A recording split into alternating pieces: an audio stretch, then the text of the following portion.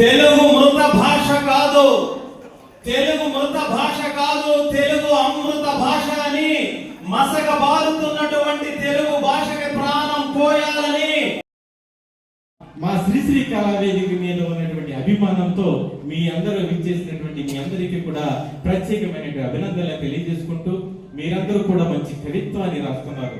కవిత్వం అంటే మాటల అలంకారం కాదు, మాటల యుద్ధ బేరి. కవిత్వం అంటే ఊహల ఆట కాదు, ఉద్వేగాల వరద. కవిత్వం అంటే అక్షరాలను వరుసగా పేర్చడం కాదు, అది ఓ శక్తి, ఓ శిఖరం, ఒక శిఖరాన్ని తాకేటువంటి అక్షర జ్వాలే కవిత్వంగా మీరు రాయవలసినటువంటి అవసరం ఉంది. ఒక్కొక్క పదం గుండె లోతుల్లో మోగే ఘంటానాదం కావాలి. ఒక్కొక్క వాక్యం కూడా నిద్రలో ఉన్నటువంటి సమాజాన్ని కుదిపేసేటువంటి శక్తి కావాలి. అదే కవిత్వానికి ఉంది, అదే తెలుగు సాహిత్యానికి ఉంది, అదే తెలుగు భాషకు ఉంది. ఈ సందర్భంగా తెలియజేసుకుంటూ, కవిత్వం అంటే కన్నీటి చరిత్రకు కూడా ఒక స్వరాన్ని కల్పించాలి.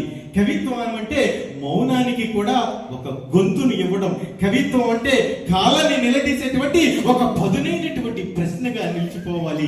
శ్రీశ్రీ కళావేదిక అనేటువంటిది ఒక సంస్థ కాదు, కవులను తయారు చేసేటువంటి ఒక కర్మాగారంగా మేము భావిస్తున్నాము.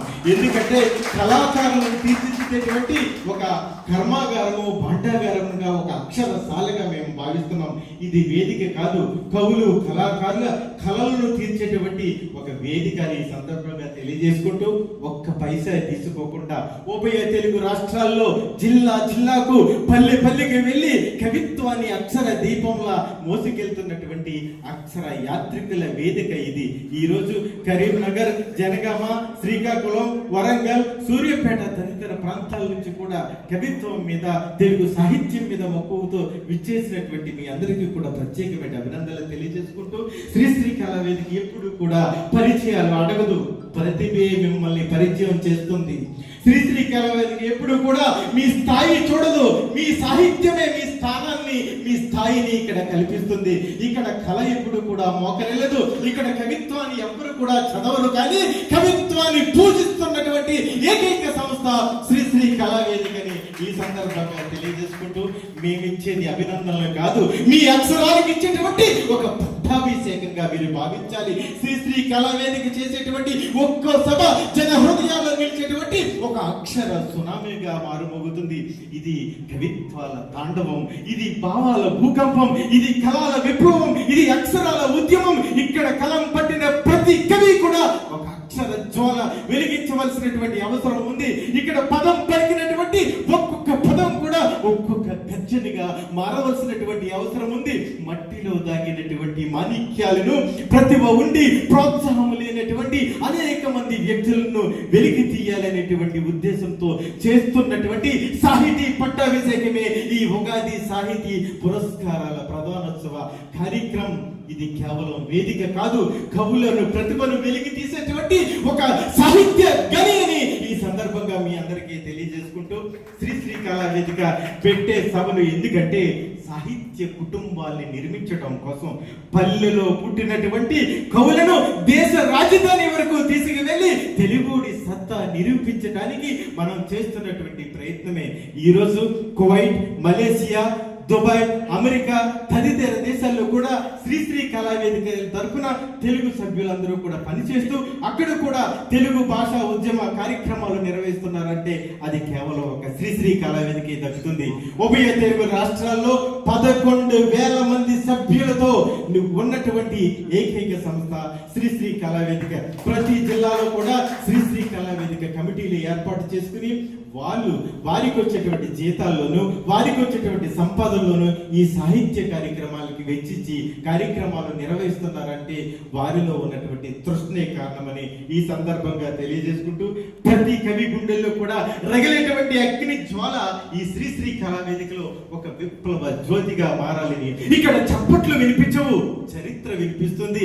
ఇక్కడ కవికి మేము ఒక పేజీ ఏర్పాటు చేస్తుంటాము, చరిత్రలో ఆ కవి ఒక పేజీగా నిలిచిపోవాలని ఈ సందర్భంగా తెలియజేసుకుంటూ, ఇక్కడ కూర్చున్నటువంటి ప్రతి కవి కూడా నిశ్శబ్దంగా కనిపించేటువంటి ఒక మౌన విప్లవకారులే. ప్రతి కళాకారుడు కూడా తనలో దాగున్నటువంటి ప్రతిభను వెలికి తీయటానికి తహతహలాడేటువంటి ఒక తృష్ణతో ఉన్నటువంటి కళాకారులు ఎంతో మంది ఉన్నారు. కానీ మీరందరూ కూడా సమాజపు గాయాలపై అక్షరాల శస్త్రచికిత్స చేయవలసినటువంటి అవసరం ఎంతైనా ఉంది. కవి అంటే కేవలం పదాలు పేర్చేటువంటి వాడు కాదు. కవి అంటే కేవలం సన్మానాల కోసం ఎగబడేవాడు కాదు. కవి అంటే కాలానికి ముందు మాట రాయవలసినటువంటి అవసరం ఉంది. కవి అంటే భవిష్యత్తుకు మార్గనిర్దేశం చేయవలసినటువంటి అవసరం ఎంతైనా ఉంది. మన కవిత్వం కేవలం వినోదం కోసం కాదు రాసేది. మన కవిత్వం ఒక హెచ్చరిక కావాలి. మన కవిత్వం ఒక గర్జన కావాలి. మన కవిత్వం సమాజానికి ఒక దిక్సూచిగా నిలవాలి. అప్పుడే కవిగా మీకు గుర్తింపు వస్తుంది. మిమ్మల్ని కవి కాదని తీర్పు చెప్పేటువంటి అర్హత ఎవరికీ లేదు. ఏ రంగంలో అయితే నిష్ణాతులుగా ఉన్నారో, ఏ రంగంలో అయితే ఆసక్తి చూపుతున్నారో ఆ రంగంలో తయారు చేయవలసినటువంటి బాధ్యత సీనియర్ కవుల మీద, సీనియర్ సాహితీవేత్తల మీద, సీనియర్ పోషకుల మీద ఉంది. అది చేపడుతున్నటువంటి ఏకైక సంస్థ శ్రీశ్రీ కళా వేదికని మేము ఘంటాపదంగా తెలియజేసుకుంటా ఉన్నాం. కవిత్వం ఎవడ తాత సొత్తు కాదు, ఎవడబ్బా సొత్తు కాదు. కేవలం మీ విద్వత్తు మాత్రమే. ప్రతిభ అనేటువంటిది మీ టాలెంట్ మీదే మాత్రమే ఆధారపడి ఉంటుంది. దీనికి ఒక భరోసా ఇవ్వాల్సినటువంటి అవసరాలు కూడా లేదు. కవిత్వం ఎక్కడో పుట్టదు. బతుకు ఎక్కడ కొట్టుకుంటుందో అక్కడే కవిత్వం పుట్టాలి. మనిషి ఎక్కడ మండితాడో అక్కడే కవిత్వం పుట్టాలి. కవిత్వం మట్టిలో పుడుతుంది, గుండెలో పుడుతుంది, కుపాలించినటువంటి ఊపిరిలో పుడుతుంది, గర్జనలో పుడుతుంది, చెమటలో పుడుతుంది, చెమట చుక్కలో పుడుతుంది, చేయి పగుల్లో పుడుతుంది, రక్తపు చరిత్రలో పుడుతుంది. ఎక్కడైనా పుడుతుంది. బాటలో పుడుతుంది, బడిలో పుడుతుంది, అమ్మలో పుడుతుంది, నాన్నలో పుడుతుంది, సోదరులో పుడుతుంది, ఇంటిలో పుడుతుంది, చెక్కలో పుడుతుంది. అందుకే శ్రీశ్రీ అంటాడు, కాదేది కవితగా రానడం అగ్గి పుల్ల, సబ్బు పిల్ల, కుక్క పిల్ల అని. ఇప్పుడు కూడా మీరు రాయవలసినటువంటి కవిత్వం కూడా ప్రతి ఒక్కరు కూడా ఏ అంశాన్నైనా సామాజికరించి కవిత్వం రాయాలి. పెళ్లి రోజులకు, పుట్టినరోజులకు రాసేటువంటి కవిత్వం వేరు. వినోదాలకు, మానసిక సంతృప్తి కోసం రాసేటువంటి కవిత్వం వేరు. మీరు ఎప్పుడైతే సహజ కవిగా, సామాజిక కవిగా ముద్ర వేస్తారో ఈ ప్రపంచంలో మీరు కూడా ఒక చైతన్య దివిటి ఎగరవేయవలసినటువంటి అవసరం ఎంతైనా ఉందని ఈ సందర్భంగా తెలియజేసుకుంటూ మా శ్రీశ్రీ కళా వేదిక ఇచ్చేటువంటి భరోసా ఒకటే. ఇప్పుడు కింద కూర్చున్నటువంటి కవే రేపు మా సభల్లో అతిథిగా కూర్చోటానికి వేదిక కల్పిస్తున్నటువంటి భరోసా మేము ఇస్తున్నాము. అలాగే ఇచ్చాము, నిలబెట్టాము, మాటని తీర్పుగా చేశామని ఈ సందర్భంగా తెలియజేసుకుంటూ ఇక్కడ వెనుక వరుస అనేటువంటిది లేదు. ఇక్కడ ప్రతిదీ కూడా ముందు వరుసలోనే ఉంటుంది. ఇక్కడ ప్రతిభ మిమ్మల్ని ఇక్కడ నిలబెడుతుందని ఈ సందర్భంగా తెలియజేసుకుంటూ కవి సమ్మేళనాలు నిర్వహించటం ద్వారా అనేకమైనటువంటి పరిచయాలు ఏర్పడుతున్నాయి. అనేకమైనటువంటి రచయితలు కలుస్తున్నారు. జిల్లా సంబంధాలు ఏర్పడుతున్నాయి.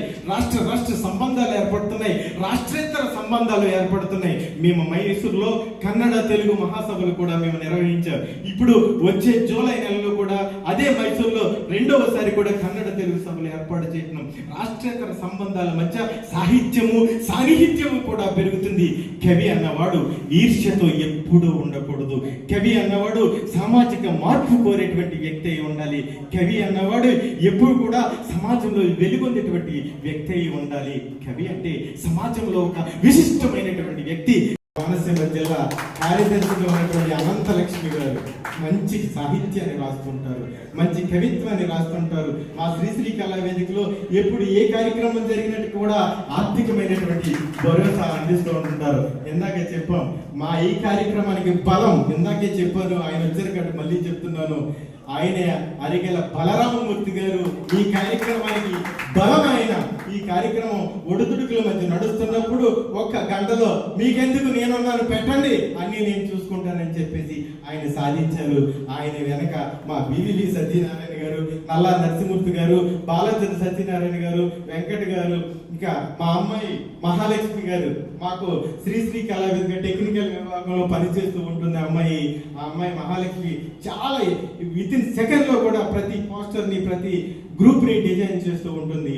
ఈ సందర్భంగా మీ అందరికి కూడా ఇప్పటికే చాలా సమయం అయింది కాబట్టి ఈ కార్యక్రమానికి ఇచ్చేసినటువంటి ప్రతి ఒక్కరికి కూడా ఎవరి పేరైనా మర్చిపోతే పేరున హృదయపూర్వకమైనటువంటి పాదాభివందనాలు, అభినందనలు, ఉగాది శుభాకాంక్షలు తెలియజేస్తున్నాను. ధన్యవాదాలు.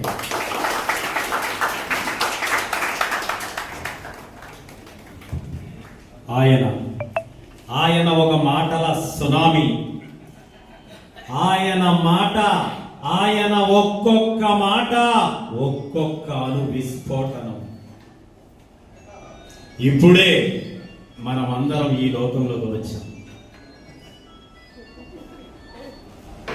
అవునండి, ఆయన హృదయాంతరములో నుండి వచ్చినటువంటి ఒక్కొక్క మాట ఒక్కొక్క తోటగా రాబోయేటువంటి కవులందరికీ ముందుగా కాలానికి ముందు నడిపించేటువంటి కవిగా ప్రతిభ ఉండి ప్రోత్సాహం లేని వారికి నేను వెన్ను తట్టి ప్రోత్సహిస్తానన్నటువంటి ఒక భరోసాకి నిలువెత్తు నిదర్శనం శ్రీ డాక్టర్ కత్తిమండ ప్రతాప్ గారు. ఎంత ఎదిగినా ఒదిగి ఉండే వినమ్రత ఆయన ఔన్నత్యం. ఎందరో హృదయాలలో చిరస్థాయిగా వెలుగొంది ఎందరికో నిలువెత్తు స్ఫూర్తి ప్రదాతగా నిలిచినటువంటి సాహితీ తేజం శ్రీ డాక్టర్ కత్తిమండ ప్రతాప్ గారు చేస్తున్నటువంటి ఈ సాహితీ యజ్ఞానికి విచ్చేసినటువంటి కవులు కళాకారులు అందరి తరపున వినమ్రంగా మీ సాహితీ కృతజ్ఞతలతో కరతాళ ధ్వనులు అర్పిస్తాం సవినయంగా సహృదయంగా. కళావేదిక విజయ ప్రస్థానంలో మగధీరుడివై ఏదో నిరాతను మార్చే అక్షర విధాతవై కవులందరికీ తోడువై ఉషోదయపు వెలుగులా దారి చూపగలే మన కత్తిమండ ప్రతాపుని నైజం కత్తిమండ కలం.